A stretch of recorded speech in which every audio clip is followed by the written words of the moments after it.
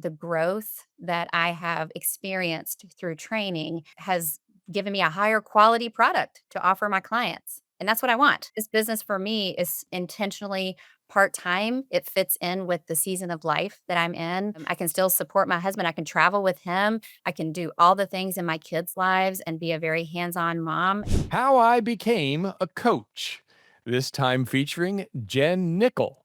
Well, listeners, if you have been listening for any period of time, you're probably familiar with this periodically recurring episode series that we do on how people transitioned into this field of professional grade coaches. Of course, we're always interviewing Christians, though they may or may not position their practice to serve directly Christian clientele only or not. But we interview various people who have come through Professional Christian Coaching Institute and, over a period of years, have built successful coaching practices in all different kinds of niched areas. And that's exactly what we're resuming again today with Jenn Nickel.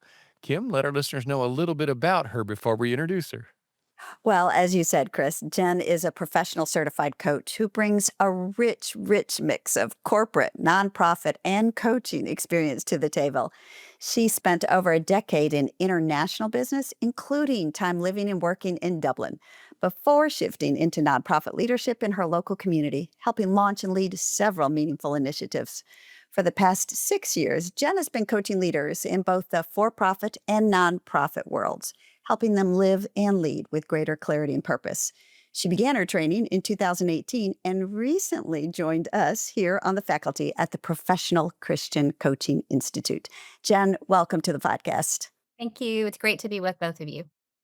It's wonderful to see your smiling face. And in all transparency, this is the very first time that we've met. And so it's a special joy to me. And as always, I have so much coach curiosity lingering in the background. Before we dive in too deep, I would love it if you could just tell me and tell our listeners a little bit about yourself and your life, and then we can color inside the lines as we go throughout our time together today. Sure. Thanks, Kim. It's great to be with both of you and to share a little bit about of my story. I am a professional coach. I'm based in Louisville, Kentucky.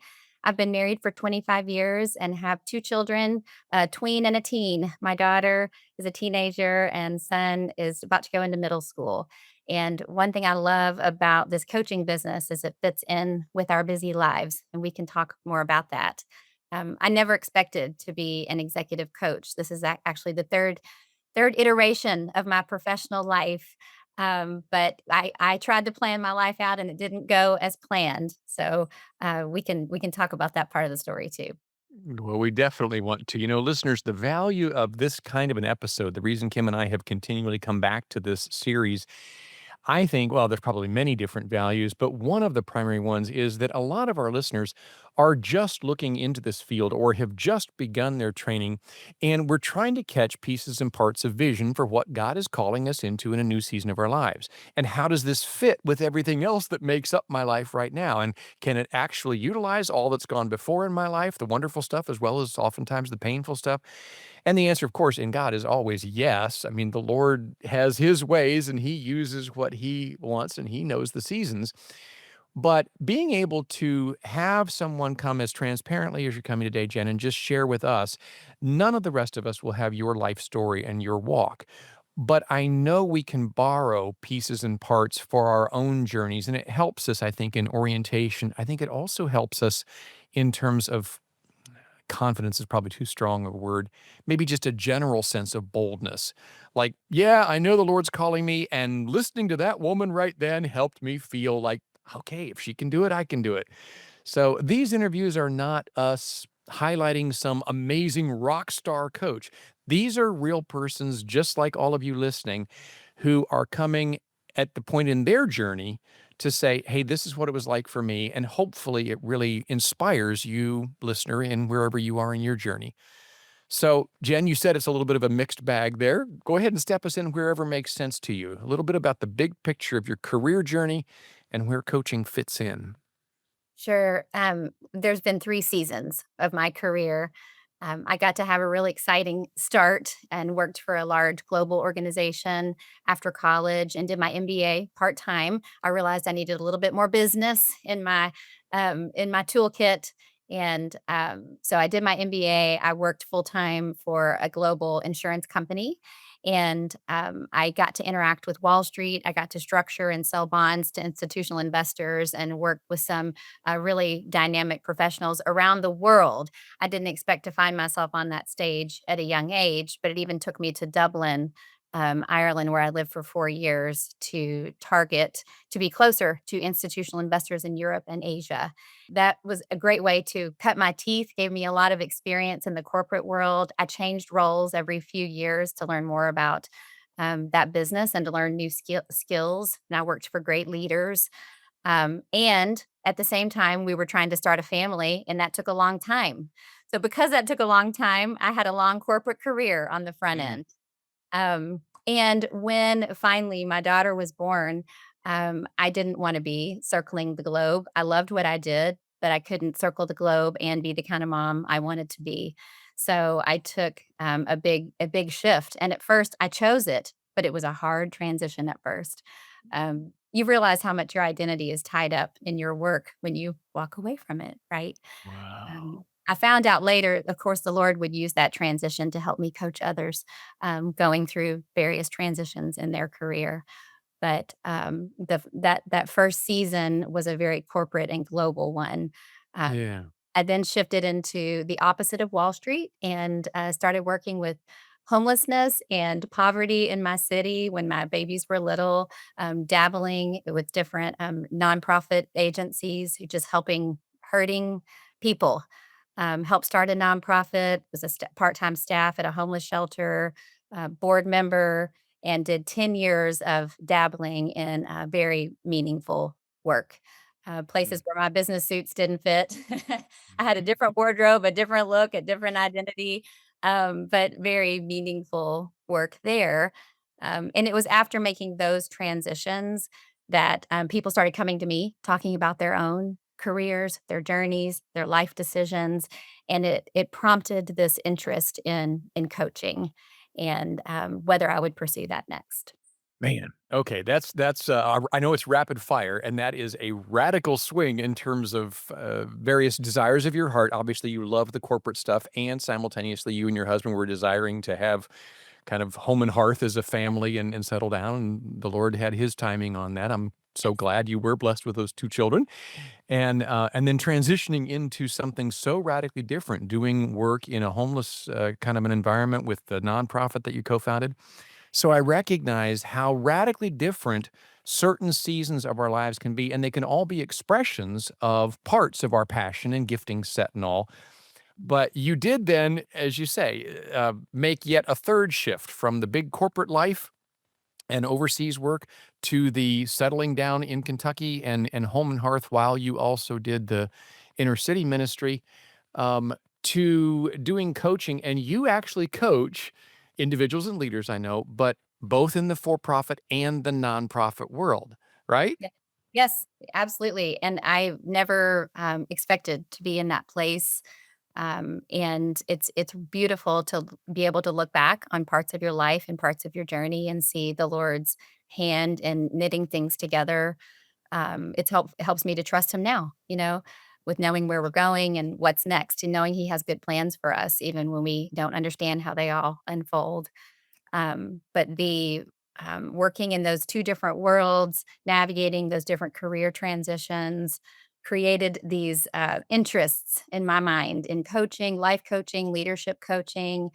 But I didn't know where to start, and I had these perceptions that to go into life coaching, you had to have your life all together, and I never felt like I had my life all together. So I was facing a few barriers there with, how do I actually I'm not trained as a coach, I don't have my life together, what would it look like? I've never been an entrepreneur. Do I wanna be a solopreneur? So many things going through my mind at that point. Well, that's one of my favorite things, Jen, as you say that about these episodes, because in one sense, we get to hit the pause button on your life and see how so many loose ends have been tied together with a red bow on top. And isn't that beautiful? But also to maybe unwrap the box just a little bit and say, okay, but maybe it wasn't quite as seamless as the last 4 minutes would present it to be. Right. And so knowing we do have people in all parts of the journey, but so often mid journey who are listening Talk about some of those doubts and questions, and where did you take them and how did you handle them? And what part of it is what gave you the courage just to keep putting one foot in front of the other into something that really was very different from what you had been doing? There were different people in my life encouraging me to pursue it, even as I presented all the barriers. I've mentioned some, how much do I have to have my life together to coach others? I've never been an entrepreneur or started my own business. I love working with people. I love going to the office and being part of someone else's team. And I wasn't sure I would enjoy working from home and working at, being running my own business. I also felt overwhelmed about the training options. I knew I needed training. Some people said, "You don't have to just say you're a coach and you can be a coach." But that didn't sit well with me. I thought, I don't really know how to be a coach. It's more than just sharing your own life experiences. And I wanted to find training. There are lots of options. It's overwhelming. And I wanted to find something that fit with my faith, that fit with me, that felt right to me, that resonated personally with who I am and what I believe.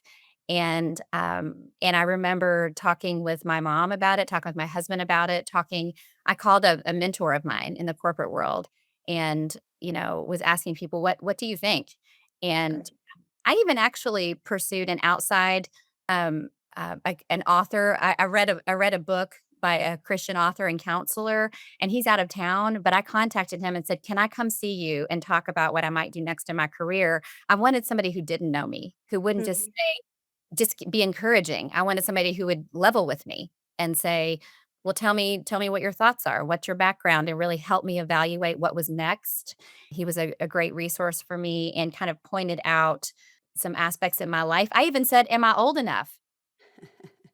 Am I the right age?" And he said, "Well, what age do you think you need to be?" I mean, I had so many, things that so Sure. many hangups I was processing.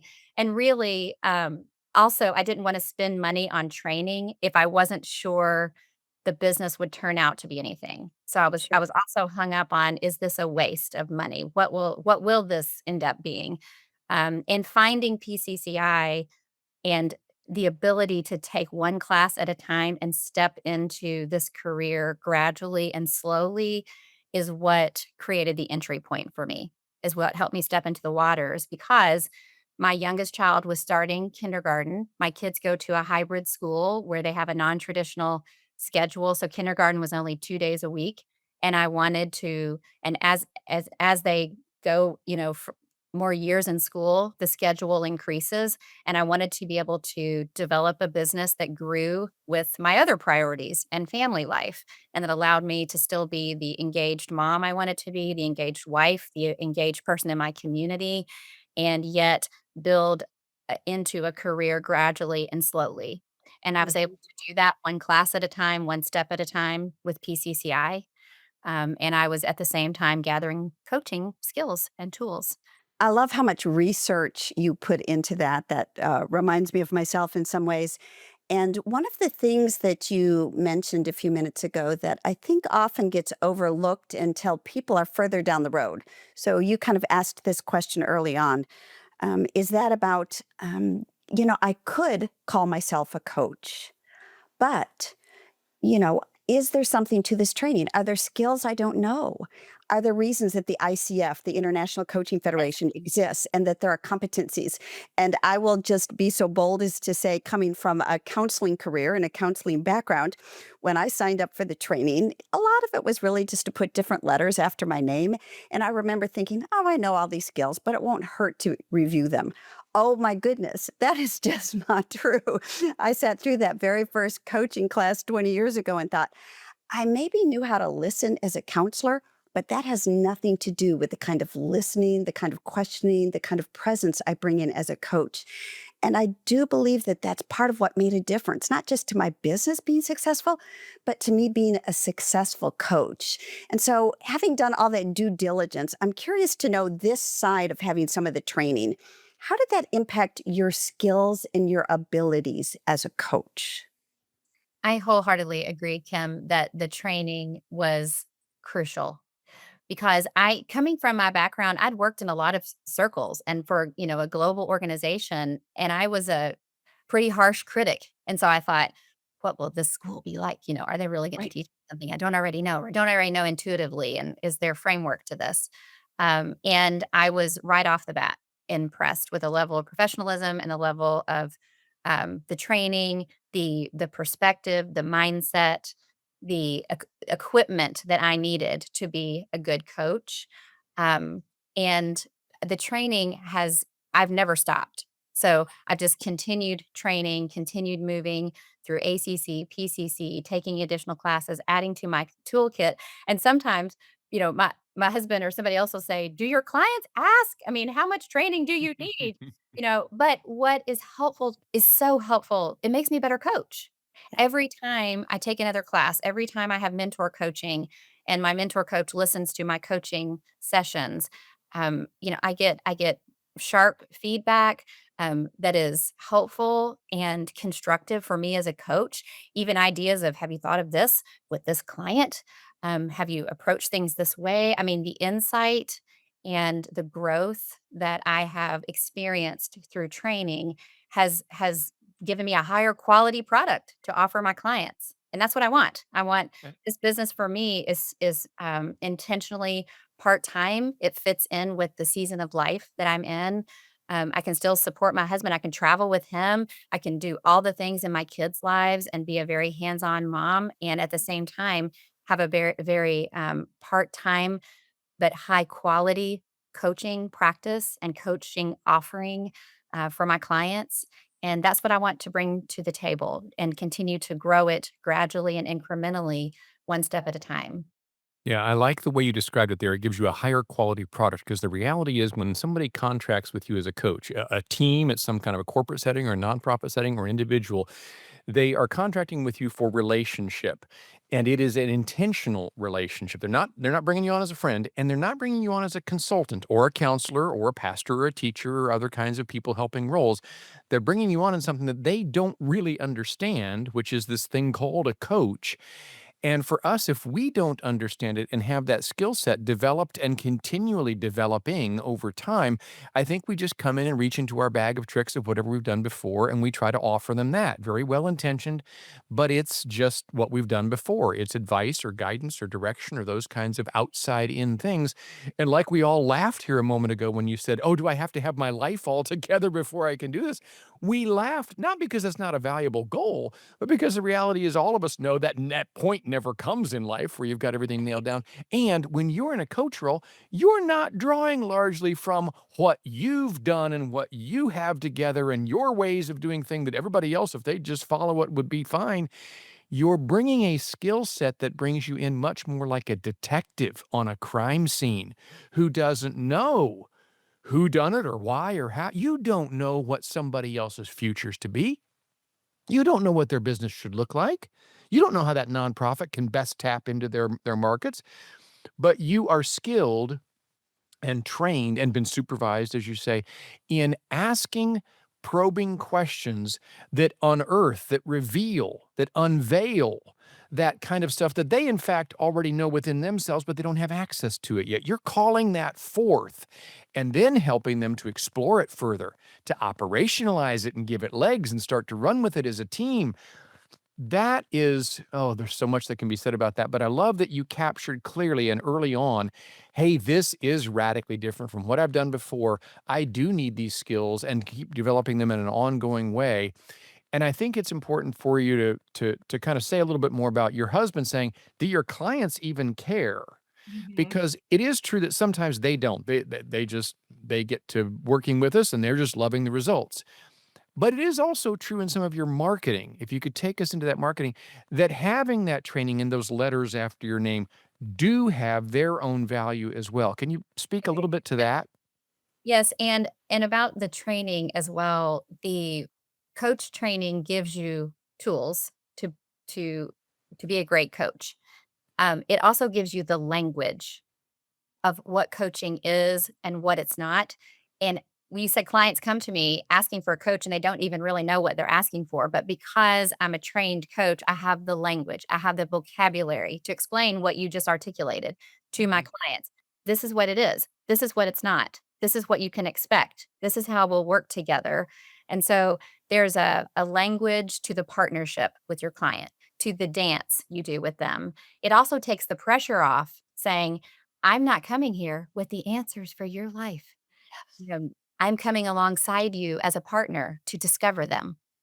And I say, that's between you and the Lord. And I will journey. I will go on this journey with you. Coaching is very forward moving, it's very intentional, and we will discover these things together. We'll look at your gifts, we'll look at your strengths and at your values, and help coaching will help give you clarity and focus and make good decisions going forward. Talk about that a little bit and that ICF piece, because some of your corporate contracts, at least you've shared with me, it was important. They did know what the ICF was. They had an awareness and they were looking specifically for what you brought. Large corporations definitely have coaching standards for their internal coaches, for their external coaches. I'm often one of several external coaches on a contract working with different leaders in their organization. They want to know what my training is. They want to know about my business background. They want to know what my coaching philosophy is. They ask me all these questions, and that I have some of those conversations in the U.S. Some with my European clients. I've done a little bit of work in the Middle East. They definitely care about your training and your background. And people who know the ICF rely on it. I mean, there are standards, right? And they're rigorous, and there are levels, and there's a process you go through. It was important to me to find a coaching school that was ICF, accredited, if that's the right term, because I thought if this does go somewhere, I want to be partnered with a school and with training that will take me down this path. In many circles, it absolutely does matter. And it sounds like you have a very robust business for someone who says they're doing that part time.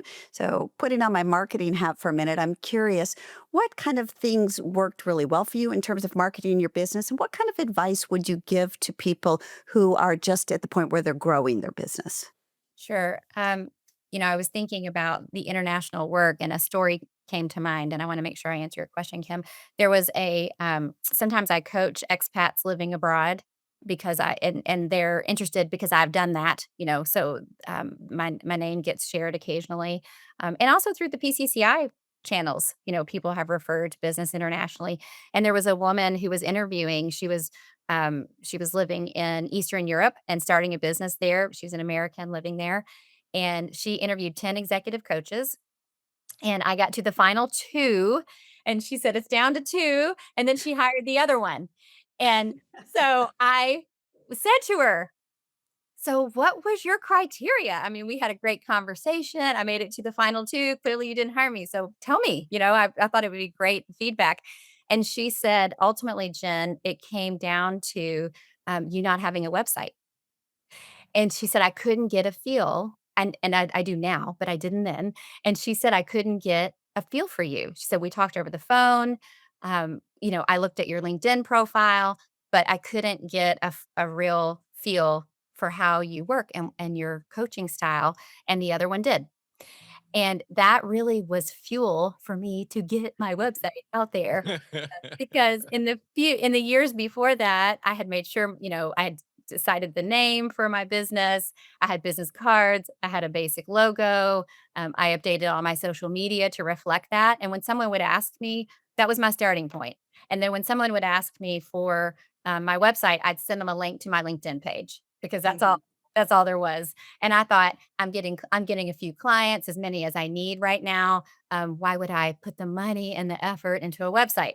But then when I lost this client, I got real interested and hired a writer, because that was one of my barriers. I didn't want to write about myself. I didn't Yeah. want to market. I don't know. I just couldn't get over that hump. And so she interviewed me and wrote the content, the draft, to get me started. And then I edited it. We worked together. And then I hired a designer, and she built, my basic first website pages.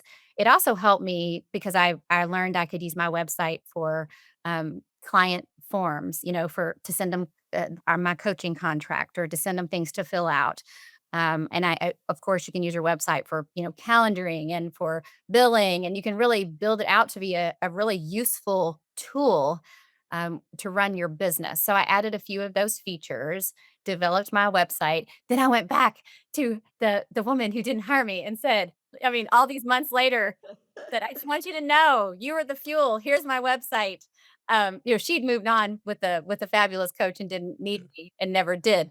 But that gave me the momentum I needed to take that next step. And so really from a marketing perspective, I've also done that gradually. I've just decided each year what I'm going to add to my practice, Mhm. what I'm going to add to raise the level of professionalism for what I'm doing, Yes. to update my story, how I started and what I thought I was gonna do at the beginning evolved over time. Well, and I appreciate your iterative approach because back in the day, when Chris and I started, we had to put that information in expensive printed pamphlets. I probably still have some of those early printed glossy Yep. pamphlets from a printer downtown, not from a home printer, mind you, because that would not be the quality you would want to show around town. And these days, people get I don't know. They spend a lot of time on the tagline and the branding and the colors and the business name. And while those things are important, if you stop and don't try to get business before you do that, it's hard to get that momentum. So another part of your iterative approach that I really admire, Jen, is the fact that you got clients first and then decided, oh, maybe I should get a website. That actually is a beautiful order. And sometimes people struggle with that part. So how did you spread the word about your business even prior to having a website? Right? I Fortunately, the timing was interesting again, as I look back, I was like, "Thank you, Lord, for this little window." We moved in our same city, but just 10 minutes down the street. But moving puts you in a different neighborhood, going to a different swimming pool. I mean, these are just basic things I was doing with my kids in the summer. And as my kids were in school, I'm at soccer games. And what do people do though when they meet you? You're meeting your neighbors for the first time. They ask your name and about your family and what do you do for a living? And so I got to practice. I mean, I had to force myself to say the words because it was so new. But practice saying, I'm a leadership coach. I'm an executive coach. I'm a life coach. Whatever. I would just say, usually I say I'm an executive coach. And I thought, okay, I'm gonna say the words and I'm gonna tell my story.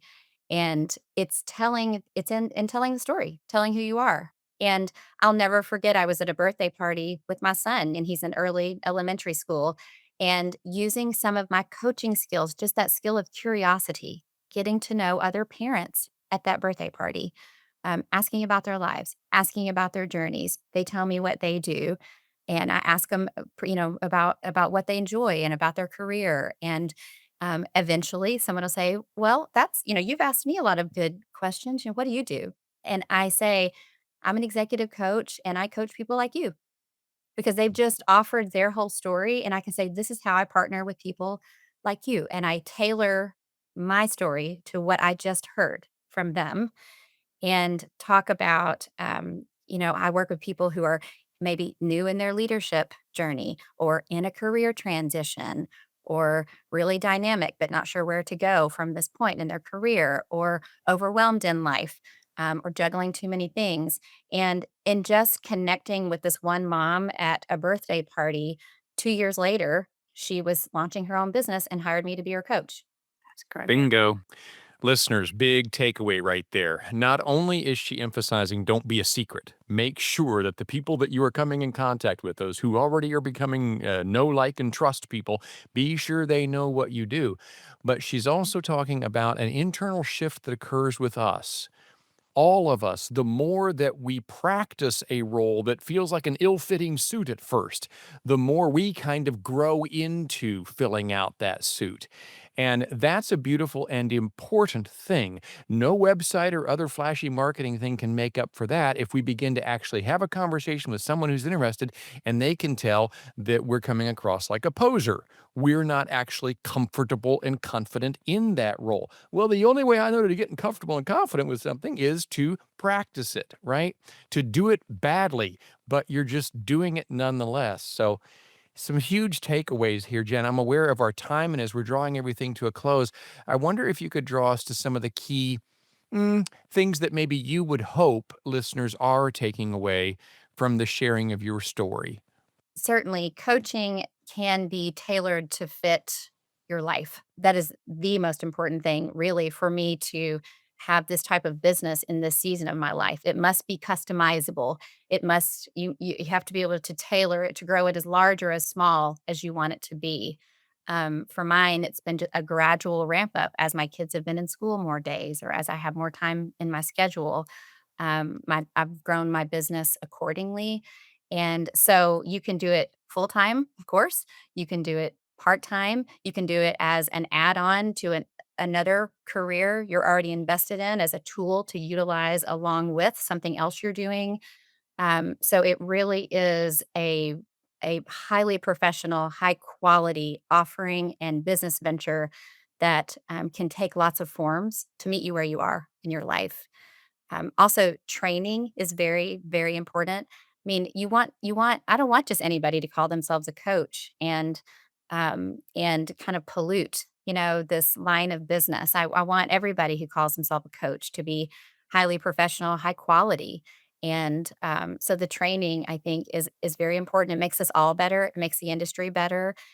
It makes our clients more successful. So ultimately, that's critical and just, knowing that the Lord uses your journey and your story, we can't plan our lives, but He has great plans for us, and He can use the journey, the ups and the downs, to humble us, to make us more real and authentic as coaches. And every leader we coach and every person we coach is just a person too, who has their own journey and their own stories.